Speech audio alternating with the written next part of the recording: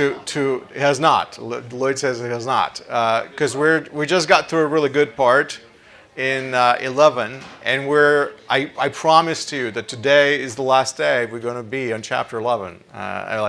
We cannot stay in chapter 11 for many more weeks. We got to move on.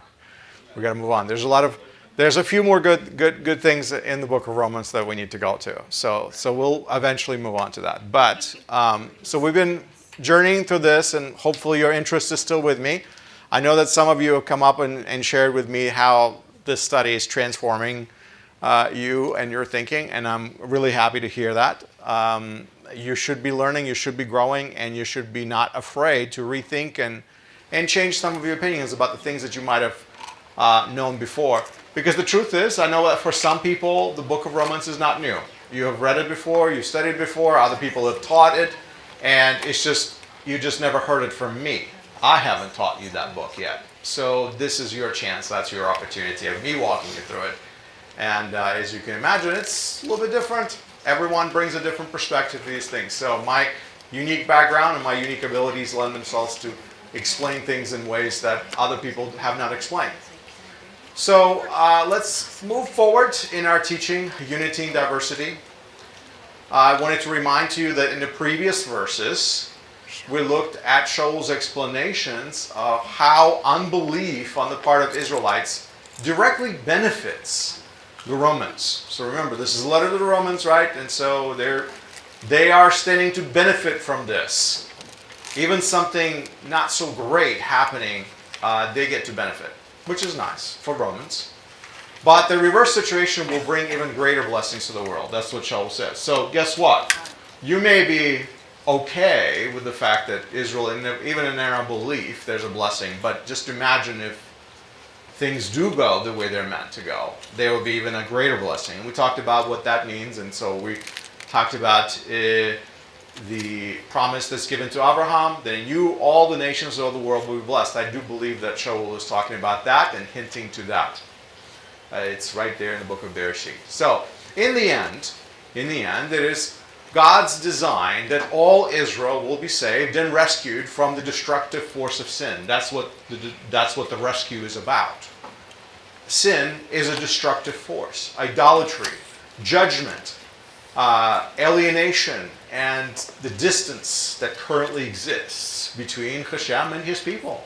We need to be rescued from that. We need to be rescued from the things that bring us down. And that is what Shaul has been talking about for quite a while, several chapters, explaining that that is really our problem. So Shaul had that in his mind, and he's talking about salvation. You and I looked a little bit deeper at the idea of salvation, what he had in mind when he said salvation. We journeyed a little bit through the prophets, and hopefully you were able to catch a good glimpse of that. Now Shaul continues to speak about relationships. Remember, I told you what this book is about. This book is really about relationships. The whole story of the olive tree, it actually is a picture of a relationship. That's really what it's about. And so he's going to continue to talk about relationships because there's a reason why I titled it Unity and Diversity. Because he wants to bring about unity, he wants to bring out harmony, because right now, currently, at the moment of him writing this letter, harmony does not exist. There's discontent. So he's writing and he says some things that sometimes could be a little edgy. So there you go. Romans 11, this is the end of it right there, 28 through 29. In relation to the good news, they are enemies on your account. But in relation to God's choice, they're beloved on the account of the fathers. For the gifts and the calling of God are irrevocable. So what is he talking about? Who are they? They are the broken off branches. Remember, he's still going off of that picture, that illustration that he painted for you. He painted this picture of an olive tree, some branches being broken off, others being grafted in. And he talked about how the branches that have been broken off can be grafted back in if they just believe. And so these are people, obviously, we're talking about. So the broken off branches, he says they're enemies on your account. Yeah, that's exactly what he says. They're enemies on your account. And that sounds kind of edgy. They are enemies because they have opposing interests to yours. They want to be restored, right? That it's okay to have an opposing interest. Their lack of fruit benefits the nations. If they don't bring fruit the way that God expects them to be, it benefits the nations, the wild branches. That means more wild branches will be brought in and plugged into that olive tree. Now, if they start living in accordance with their potential, there will be no need for any more grafting. That's why they're enemies. You see that? If they actually start doing what they're doing, then the benefits that you're currently receiving, or your relatives or wherever, extended to the rest of the world, those will stop because there will be no need for grafting in anymore. Because the branches that are natural are bearing fruit. Again, don't stretch this too far because people are going to take that therefore and go to the next theological leap. But remember what I told you. Don't do this with illustrations. It's just a story. He's still speaking from that analogy. What he wants to get to is the relationship. Understand the dynamic of a reciprocal relationship that exists between Israel and the nations in God. Essentially, that's what he's talking about. And then he brings out this idea of God's choice.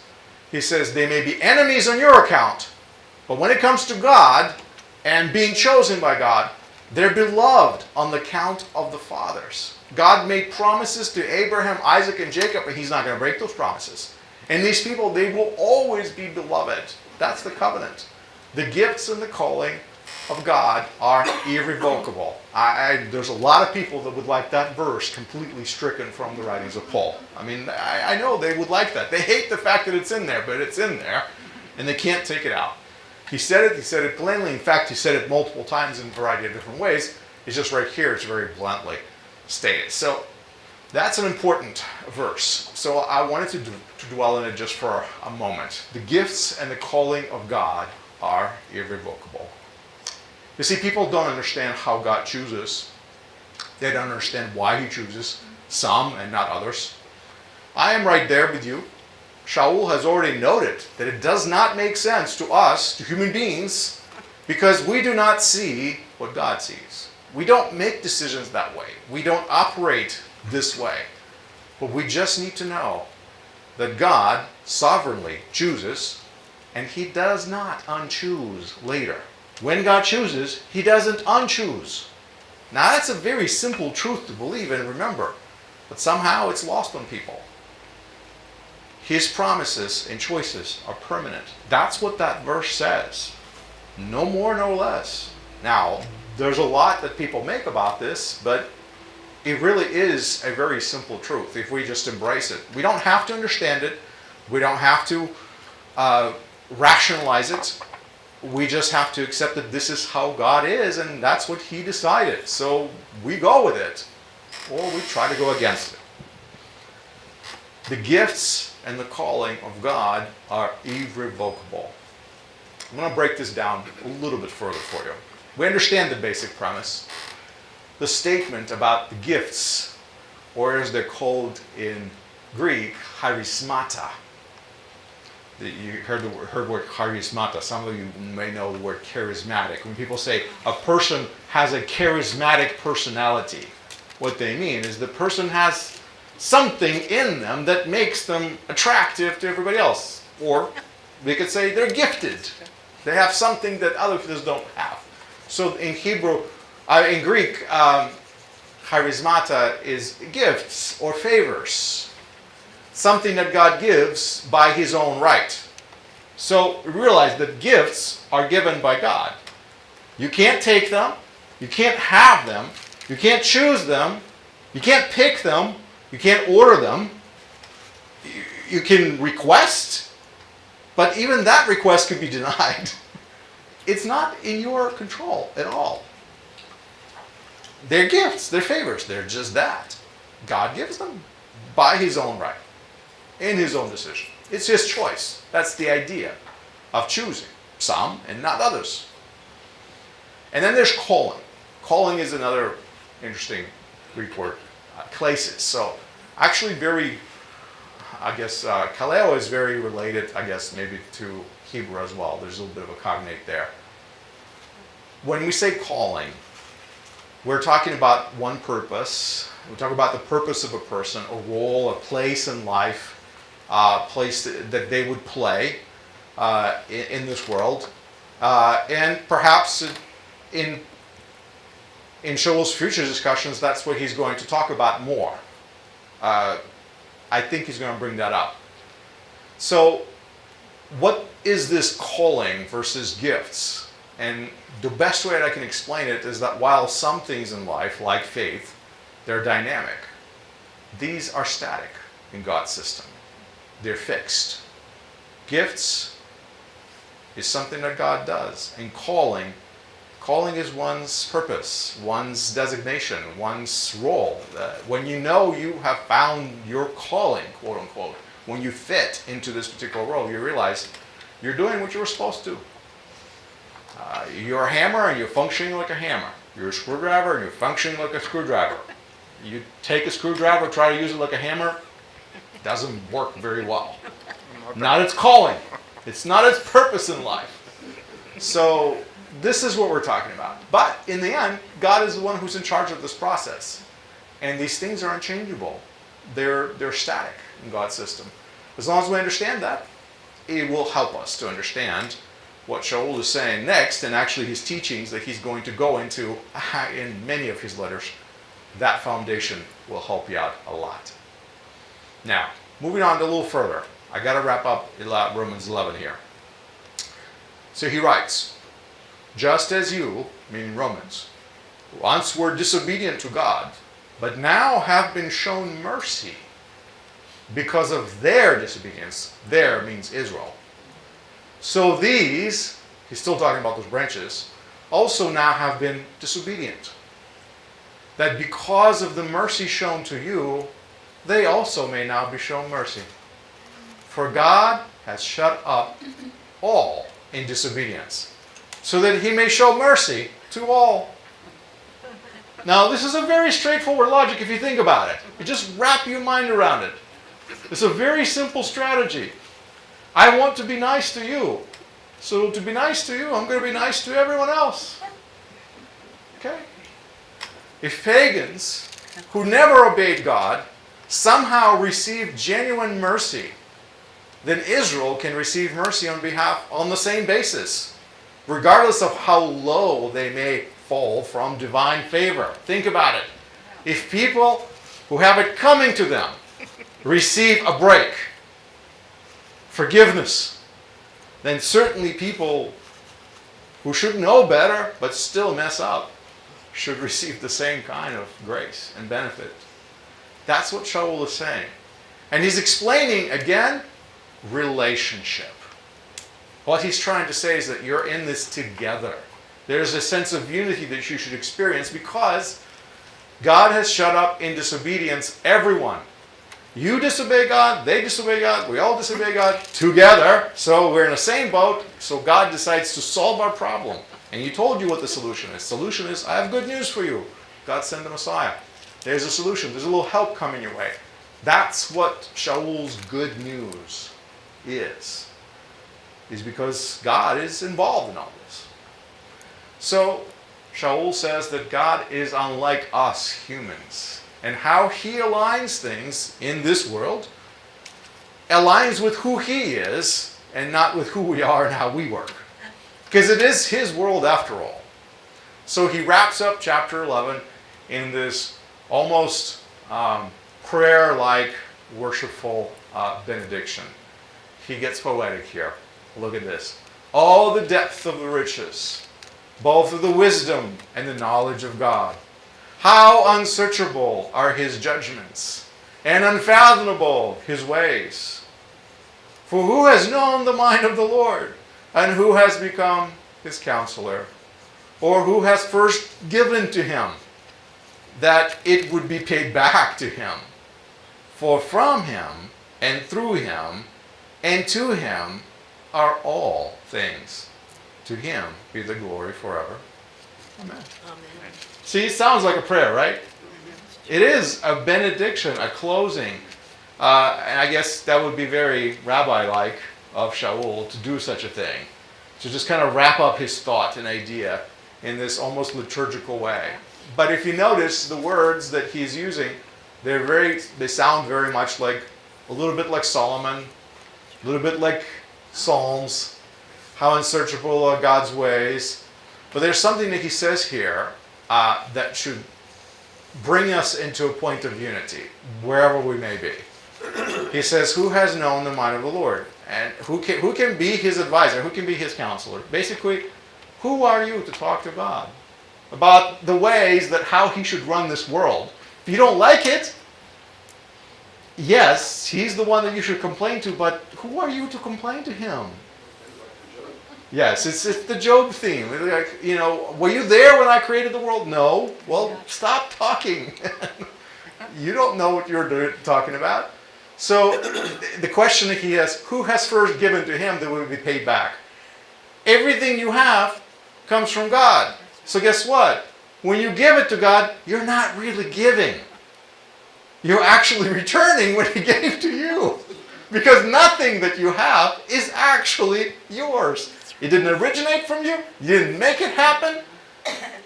It's like the old joke about a scientist and about an atheist scientist and a religious person who argue about the creation of the world. And the scientist says, you know what, we finally arrived to the place where we can make life now. We can be like God. We are like God. We can make life. So then the religious person says, no, you can't. He says, sure we can. We've got it. So he says, all right, go ahead, show me how you're going to do it. So first you take a little dirt. And he goes, find your own dirt. Find your own dirt. If you're going to use dirt, guess what? God already made it. So you're actually using his material. So you're going to make life? Make it out of nothing.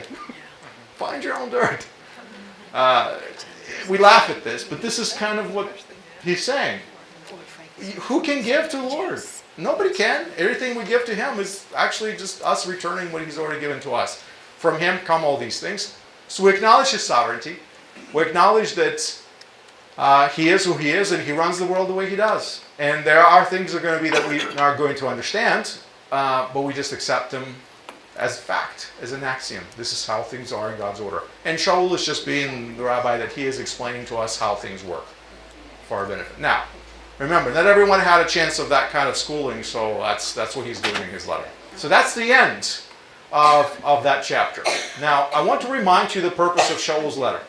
It's to forge a sense of unity between the former pagans and now Jews who believe in Yeshua and have returned to Rome. Remember, they were gone for a long time, then they returned, and there's this discontent. So the good news that Shaul proclaims to Jews, Greeks, and barbarians is that one true God has extended his mercy and salvation to everyone who believes in Messiah Yeshua, regardless of who they are. And there is a place for them in his olive tree, which is what that picture is actually all about. On the practical side, however, they must recognize that they are all a part of one tree.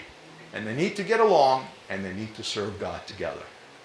And that's what the whole idea of unity comes in, that he's trying to bring forward. That's the reason why he writes his letter. So here we are in Romans chapter 12 now, first couple of verses.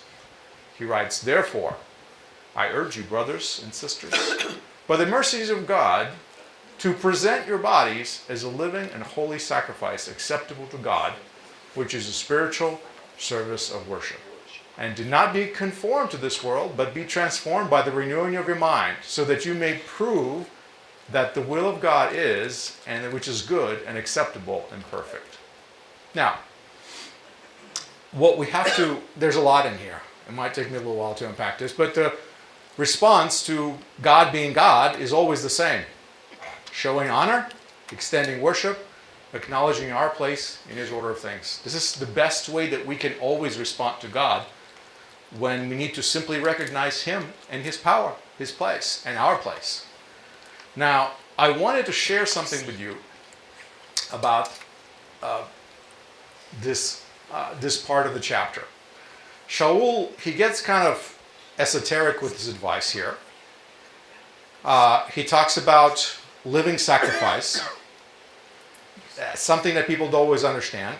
living sacrifice versus a tribute that is dead. You realize that when people brought sacrifices in antiquity, you bring like an animal and it's killed, right? And so he says, that's not what God wants. What he wants is he wants you to be a living sacrifice, not a dead one. That's a new concept. See yourself not as a priest bringing sacrifices, but as the sacrificial victim. That's what he's saying. He's kind of switches things around on you. He's messing with people, but he's being very esoteric, being very spiritual here. Yeshua is the priest. Imagine that. But more than a priest. In fact, Messiah died so that you can live, and you can be a living sacrifice, not a dead sacrifice. So you can be brought to God every day, over and over and over. You can be a living sacrifice that's perpetual. That is your place in worship, to be that. That's a very unusual idea.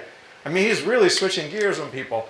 It's a beautiful metaphor, and its goal, if you guessed it, daily holy life before Almighty as an act of worship. Remember I told you he has this sneaky thing. He has an agenda when he's writing this letter. He wants to call people to holy life.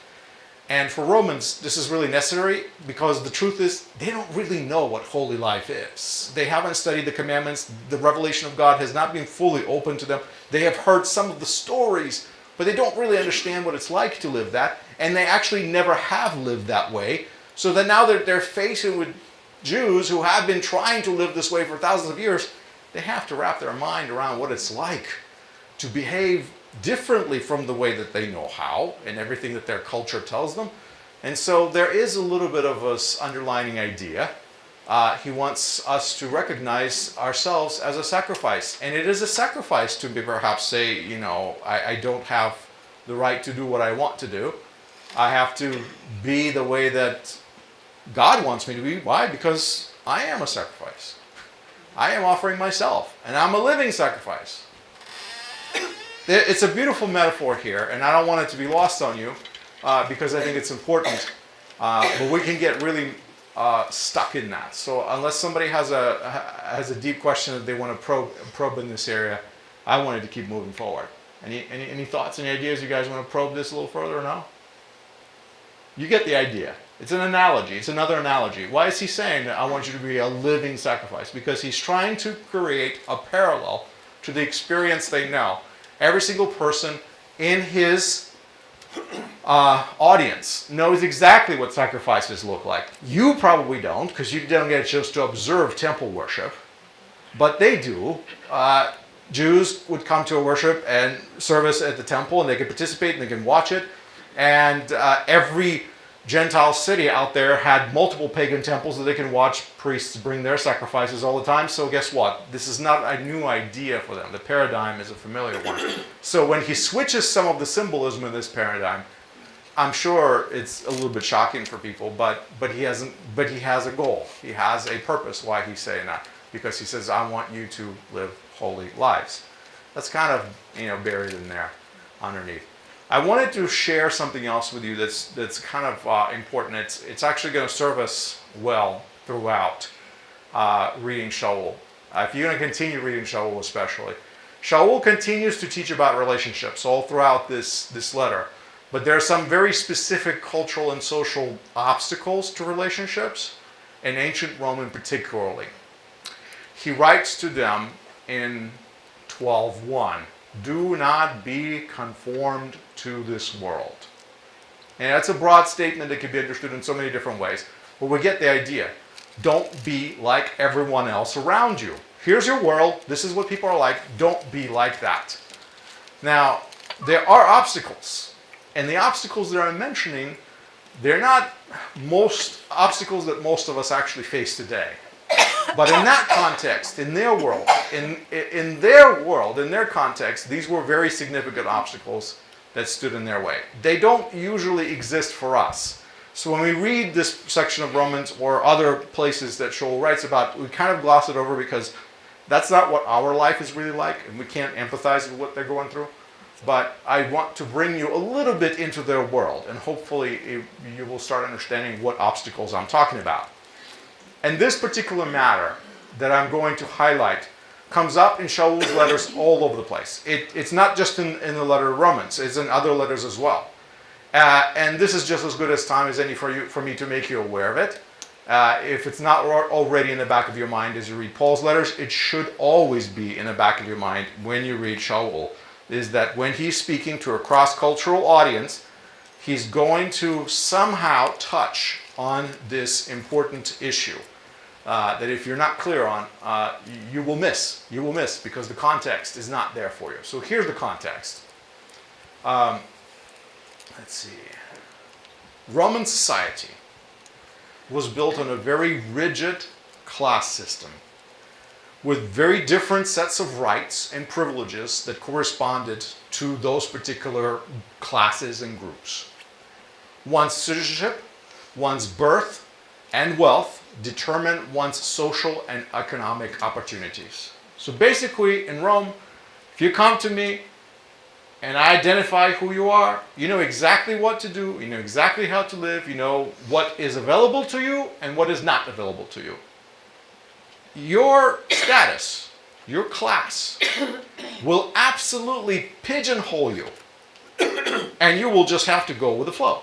Or you can choose to try to overcome that category in which you feel perhaps stuck. So, in Rome, a slave could not become an emperor or a senator, but, that sounds all poetic, right? But his children, if they are born free, they could vote, they could pay taxes, they could serve in the military, and they can work their way up to the top tiers of Roman society eventually. They're descendants of a slave. They can eventually marry into an aristocratic family, which could pave a path to a palace. So can a slave become an emperor? Yes, but it's going to take a few generations, is what I'm trying to say. It can be done. This is the way the system in Rome is built. You don't get it right away because your current status boxes you in. But it doesn't mean that you can't break out of it. So Rome is a very interesting society of how they do this. So here's a breakdown of the classes or the groups or you know, called, just let's say this is the class system that you have to understand. First one at the top tier is the imperial domus. These are the descendants of Rome's founding families. This is where the emperors come from. Okay? Then right underneath them is a group that was called patricians. Patricians are aristocrats. They're senators. They're government officials. They're teachers. They're the educated elites. They are the people who know how to read and write, and they're the smartest cream of the crop of the society. They're the ones who basically run everything because they not only have education, they also have money and power. So that's the top tiers right there. The next after them comes equestrians. Equestrians, they could be wealthy merchants. They can be landowners, so they could just live off the land. They could just lease the land to people to work so they can make their money that way.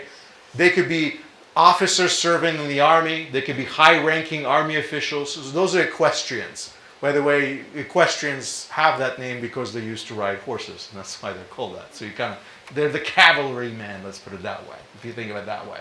But not everybody rides horses, only the officers do. So that's the idea. So they're that top layer of the military class, perhaps, that have served. And a lot of times they would, by their service, they would actually earn a good amount of money and favors in the society and would place themselves in the right place. So then there's underneath them, the next class down, are the plebeians. These are the common citizens. These are farmers, these are craftsmen, there's the businessmen of all sorts, small business owners, shop owners, tradesmen of all sorts. That's your big category of people right there. But that's not it. Because underneath them, there's another category. And this is a very important category. Again, once you are in that category, you are who you are. You can't really change it unless you're really trying hard. Freedmen. Freedmen are freed slaves. These are your laborers. These are the people who are going to be working hard and breaking their back, and they're going to be out in the fields doing everything. These are the people who will be building stuff. That's your labor force. Freedmen, usually freed slaves. Why? Because they have the opportunity to do better, and they are free, and they can earn money and do better, but they don't have a lot of rights because they actually don't have any education, and they certainly do not have money, they don't own land, they haven't worked their way up to having a business yet, so all they can do is lease themselves and their back out for labor, and that's what they do. Freedmen. Now, under freedmen comes another category, slaves. Slaves is an interesting category. These are hereditary dependents with minimal rights whatsoever. These are people born into slavery. That's why I say hereditary dependents. You're born into it. You can become a slave. There are various reasons and how people became slaves in ancient Rome.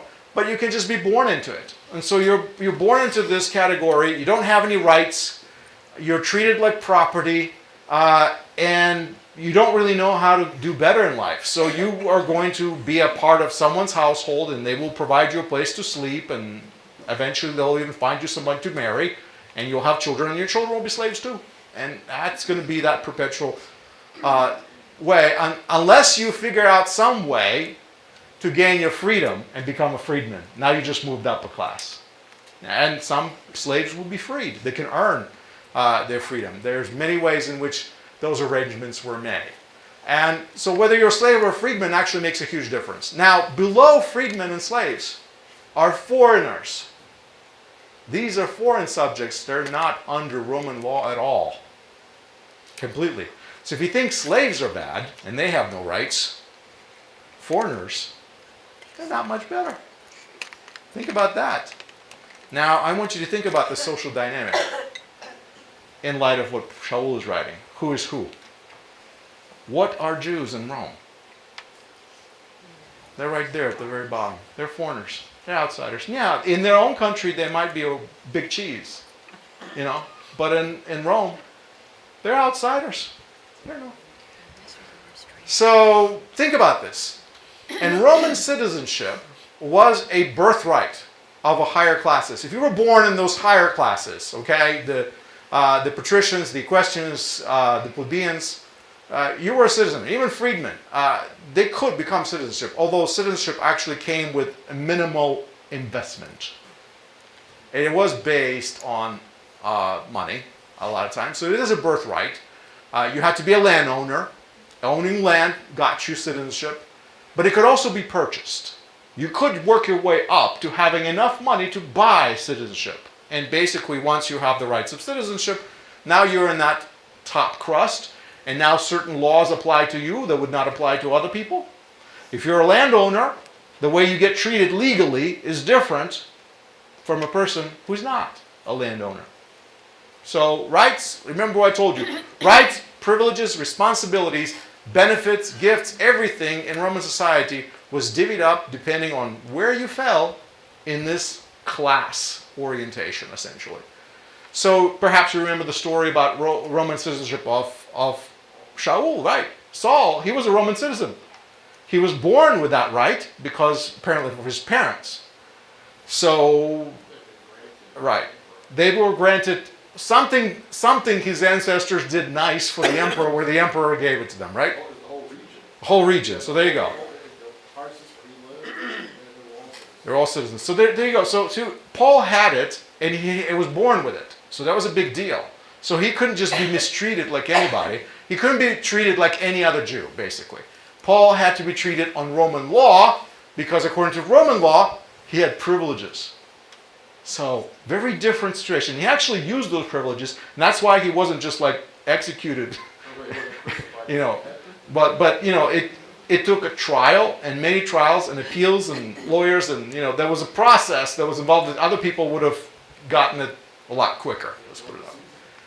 So this is the privilege of citizenship. I want you to realize being in a particular class gets you rights and privileges. And if this is the kind of society you live in, if this is what you're thinking about, then it makes sense. But the problem is many of us who read this letter, they don't always think in these categories because this is not our reality. This is not how we live life, and we don't appreciate it because that's not our world. But that's their world. And now we're reading their writings and we're reading their works, and all of a sudden we have to relate to it. So what I wanted to do is I wanted to contrast something for you, because I wanted to say, well, what is it like with Jews? In contrast, Israelite society also had categories and also had life stations that are very similar to the Roman class system, yet it was less socially competitive. And it was based more on heredity, than wealth. It was more collaborative and with greater social and religious obligations. What I want you to realize, there was a class system, if you want to think about it that way, in ancient Israel.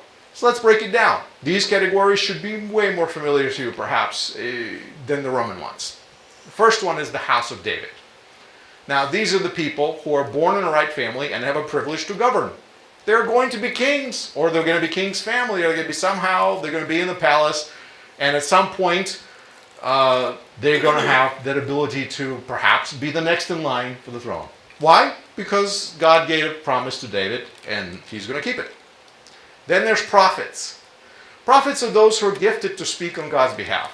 Now you see what I said, that this does not always follow financially. We realize that David's family is wealthy. Why? Because tribute is being given to him. He's a king. His family, has all kinds of resources. But a prophet may come from a high station or a low station. A prophet may be one of the priests whom God calls and says, I want you to speak on my behalf. So you could be a person from a class or category within Israel that already has some privilege and resources. Or he could be just a common person, a farmer. How many prophet farmers do we have? We do have prophet farmers in the Bible, by the way, if you haven't figured this out yet. It judges, and so there's a little bit of a different category. So you have the king, the royal family, then you have the prophets, and prophets are not necessarily always wealthy. So it is a position of power, and it is a class, it is a category, and it has some privilege to it, if you think of it that way, but it doesn't always necessarily comes with wealth. It's just that prophets do get to hang out with the king's house because they become his advisors, right? So then there's priests. Who are priests? Priests are Aaron's descendants performing sacrifices. Now, of course, this is a class, and of course, this is something that you're born into. And so you're born in the right family, you're a priest, and that's the privilege you get. Then there are Levites. Levites, most of the time, would serve as educators. They would offer assistance in the temple. They would perform a lot of the temple duties to assist the sons of Aaron. Again, sons of Aaron will be leading the charge, and the Levites a lot of times will be playing all kinds of supportive roles. So there's a lot that needs to be done in the temple, and the Levites get to do a lot of it. Plus, they get to teach the people. The Levites get to live in all of the cities of Israel, and they get to be the main educators. And on the foundation of Levites probably was the whole entire synagogue system eventually built. So those are classes. Then there's the big, broad category. And I mean, this is a big one. Israelites is another class. And that will encompass people of all sorts and means. This is what I mean. It's not always money-oriented. There would be people who are governors of cities, villages, elders of the city, judges. There would be traders, merchants, farmers, craftsmen, servants of all kinds. I mean, you can have anybody from a guy who runs the whole place to a guy who just works the field. But they all fit into the same category of being called Israelite. Why? Well, because they don't fall into those other categories. So there got to be a category into which they fall. So that's their class, that's their category. And within each category, there are certain privileges that you can have, and there are certain rights that you can enjoy, and then there's the rights that you can't enjoy because you don't belong into that category. So, then there's another category called aliens. That's again in the Torah. You can read about that. Temporary and permanent settlers within Israel were called aliens. So some people lived in Israel for generations and just stayed who they are. Other people integrated. Some people were temporary there, others more permanent, but aliens had rights. Torah talks about the rights of aliens, right? I'm looking at your hierarchy there, and I agree with almost everything you had to say on this. I would just challenge the prophets. I'm not sure I'd put them number 2. Sure. They don't have power in the same sense that the House of David members would have, or maybe that the priests would have, because they don't really have authority over anyone. What they have is influence. Right. They have influence on the king. They have the king's ear pretty much all the time. If the king is wise, he will consult the Okay. prophet. Decisions of war, they're going to go to the prophet. But they're not always popular. Oh, of course not, because they chastise kings too. Yeah, I mean that's the hard part. So again, I'm trying to create a system that is similar or analogous, I say, to the Roman system I shared with you. And it's not going to be perfect, but thank you, David, for pointing it out. Obviously, this is a fluid system. This is just the way I organize it. Thank you. You're right. Prophets are not always all that, they do fall out of favor with kings, and they're kings, they're bad kings too. So being a prophet actually is a bad thing. Stone the prophets, that's right. So prophets do get stoned. But socially speaking, in the community, prophet would be a respected person. Probably much more respected than a person who would be an alien, a Moabite living in Israel. Kind of just living off the land, enjoying what Israel has, right? I mean, that's just a thought. So, aliens, and then there's foreign slaves. That's another category that definitely existed in Israel. These are the outsiders who are fully dependent on others. These are the people who don't really have anything, and the only way they can make it in life is to rely on someone else to provide the basics of life for them. Give them job, give them shelter, give them place to live. Sometimes this is a hereditary thing. Sometimes this is just a category where people down on their luck and they're in that bad situation, and that's the only thing they can do is sell themselves into slavery. Guaranteed that the slaves in Israel were treated way better than the slaves of Rome. Sure, because you have social and religious obligations that are governed by Torah, and the whole entire society is governed by rules and laws that don't exist in Rome. Remember, in a system where God is at the top of the pyramid, it's very different. When you have ethical obligations to other people in your society, literally, ethical obligations, you can't treat them like dirt. You must treat them with dignity. So yes, even the slaves get better treatment. Guess what slaves get? They get a chance to become Israelites. There's a transition. In Israel's society, aliens could be residents, and they had obligations to follow the laws, the local laws. They were forbidden to foster their own national customs. They could not worship the way they wanted to worship while they lived in Israel. That was forbidden. Slaves who fully embraced Israel's God and people could be circumcised and become Israelites. They just moved out of the category. Because guess what? You're not allowed to own a fellow Israelite. So if you become circumcised, you have to be freed. You have to be free. You cannot own them. So now that relationship changes. So they can gain the rights, they can gain the responsibilities, the same as native-born citizens, basically, through this process of integration, becoming an Israelite. And that, of course, transitioned them into free citizens, which allowed them to be part of Israel. And so there's a little bit of a mobility in that system as well. But what I want you to realize is that when we're talking about these ancient societies, we are talking about sometimes structures that exist. Some structures are more rigid than others. Some structures are a little bit more loose and they offer more mobility. But what we sometimes fail to realize is that when people don't get along in the ancient world, a lot of times is because this is in the background of them getting along, because they are actually in different classes or categories. Classes and categories that, generally speaking, don't get along, period. They don't intersect at all, because that's just the world. That's the order in which they live. So I tried to draw little connections for you and kind of create an analogy. But there's also a caveat to all this. So one's belonging to a particular socioeconomic group in Israel was often defined by one's origin, one's spiritual allegiance, and less by wealth. Wealth was important, but it didn't count for everything. So there are countless laws in Torah that foster a system of wealth and resource sharing. If you read the Torah, you know exactly what I'm talking about. Benevolence was a national spiritual obligation for everyone, and proportionately greater for the wealthy. The more wealth you had, the more you were responsible to share that wealth with everyone else. Guess what? That system didn't exist in Rome. You weren't obligated to help the poor. There's no law where you have to give them food? No, they can just die in the gutter.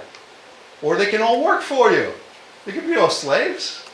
See, there's a different ethical responsibility that exists. And Torah builds that into the society, into every law that exists. So, through there's an idea of personal benevolence, which is important. That was never discouraged in Israel.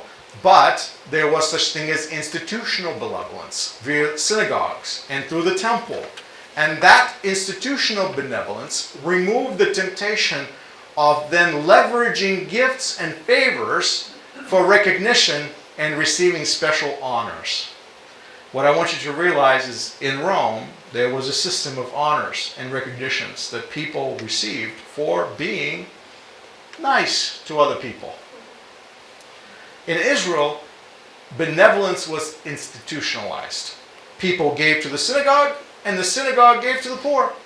And that person, that rich person who gave who knows how much, they're not going to get the recognition for that. Why? Because they just gave to the synagogue and they don't know where it came from. But in Rome, that was more like, now I am directly going to be benefiting. I'm going to be leveraging my goodness, essentially. So the truth is that in Israel, Hashem was the true benefactor of all. The rich, the poor, everybody. And it all came from him. Remember what Shaul just said? Who gave to the Lord? Nobody, because everything you have comes from him. So you understand where wealth comes from and all these things. It comes from God. So in the end, you're responsible for these things. But in a society that doesn't have that, it doesn't have that sort of thinking, you can understand how things will flow very differently. So the Roman system was more competitive, and it was built on the reward and achievement of status. I don't know if I could say it was more capitalistic, but it was just built that on the achievement idea. It allowed people to move up in privilege and in rights as they amassed personal influence and wealth. And this is in conflict really with the ideas of God's calling and choice. Now bring ideas of God's calling and choice into this self-propelled, merit-based system where I can work my way up to be whatever I want to be. I'm a slave, I want to be an emperor. It's only going to take me a few generations, considering my children don't give up on that dream. No, right? It's like, think about it, that way of achieving things, kind of self-driven, versus God's choice, where God says, you're it. That's very antithetical to that. So you have a clash of worldviews that's coming in here. So you talk about God's choices, and you talk about faith, you talk about covenant, all of a sudden these categories become very difficult to sort out. So in Rome, the wealthy, they acted as benefactors. They were called benefactors, or sometimes they were called donors. And the less wealthy, they were called clients, because they were the recipients of gifts and favors. Client came to a donor or to a benefactor and said, I have a brick making business. Would you please introduce me to your wealthy friends so when they build their house, I can be the brick supplier for their house? And he says, yeah, I do know some aristocrats. Come back tomorrow. We'll see what we can do. And the guy comes back and he makes the business connection that he needs, and the next thing you know, his brick business is flourishing. And who does he owe that to? The benefactor, the guy who introduced them. So now when the benefactor decides to run for an election, who do you think this guy's going to vote for? In fact, he's not going to just vote for him. He's actually going to campaign for him. In fact, he's always going to tell all his employees to vote for this guy too, because the only reason you have a job with these bricks is because of this rich guy who introduced me to another rich guy, and that's the only reason you can feed your family. So guess what? This becomes a system of favors that is now... Huh? He's the first godfather. You figure this out. If you haven't figured this out, that system is based exactly on that. It is. I'm speaking about a Roman system. Nothing is new under the sun. If you're thinking of a Godfather movie, you are 100% on. This is the same exact system that is just transported to a different place in a different time. and they may never come. That's right. You start quoting Godfather movies. So everybody's visualizing Marlon Brando right now. Right? So I want you to realize that this was a system, and this is how the world worked. There were benefactors, and there were people who benefited, the beneficiaries. And the benefactors were officially recognized, they were formally honored, and their association and all of the things they have done, their status rose. So how do you become a specially recognized, all kind of respectable person in the Roman society? You would have a bunch of clients who owe you a ton of favors that you've done for them, who will all be singing your praises and saying, that guy is the greatest. He is the best. Look what he's done for me. He can do the same for you. You should come and join his group and become one of his clients. In fact, yes, you should show up every morning to his reception hall and say, excuse me, sir, so-and-so, I am so glad that you allowed me to be in your house today. And sometimes people would walk away with a little gift basket. Yeah, thank you, go. Come back another day. I mean, I may need you. I may have a favor to call upon you one day. Right. So this is a system. But I wanted you to realize this is an ancient Roman system that never really actually went away. As some of you are probably thinking about some modern applications of the system that still exists today. Again, Western society is a Greco-Roman society. As much as we would like to say that we're built on biblical principles, and God bless America, a lot of things in this country are based on biblical ideas, we're still a very Western Greco-Roman society that seems to turn the wheels the same way that the Rome has been turning wheels for a long time. So guess what? That was a system. And whether we like it or not, it's just how it worked.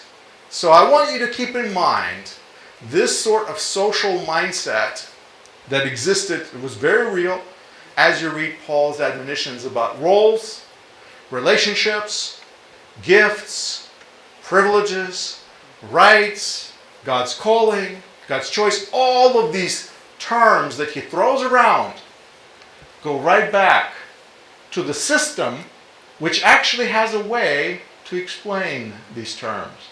Only if you're part of this benefactor-client system, the way you see gifts and your responsibilities is completely different if you're part of a different system where God is the benefactor. And a lot of the benevolence gets done anonymously through communal institutions. And nobody's saying, oh, you need to recognize me for this because I'm the benefactor. Now forever you owe me. You and your children, your great-grandchildren, you better name them all after me. I mean, that's what they did. You ever wonder why, a lot of names in Rome are the way they are? I always quote Josephus, right? Josephus Flavius. Why I see Josephus Flavius? That's not his name. His name is Yosef ben Mattatyahu. He was called Flavius because Flavian house, the family of Flavius, became his benefactors. They basically pay him a stipend. And they said, you can live in our place, you can enjoy, you can write history, as long as you make sure you portray us in a very favorable light. So, you scratch my back, I scratch your back, and that's the system. I'm perhaps being facetious in describing it that way, and maybe simplifying it, but if you think about this system and the way it worked, as you read through Paul's letters, it will open up your mind to read all these words in a very different way. If you weren't aware of this, I know I just made you go and reread everything. Yes. Okay. If you knew this, then you knew exactly where I was going to go with this, probably from my first slide. So there you go. I ran out of time. But remember what we started with. Through the grace and the favor given to me, I say to everyone, not to think more highly of himself than he ought to think, but to think as of he is. Sound judgment, as God allotted each a measure of faith and faithfulness. We read verses like that in chapter 12, in light of what I just told you. And you might walk away with a very different reading. Okay? Yes. So we're going to wrap it up for today because we ran out of time. But we'll have to come back to this and just keep on going through chapter 12. I want to show you a few more juicy tidbits from chapter 12.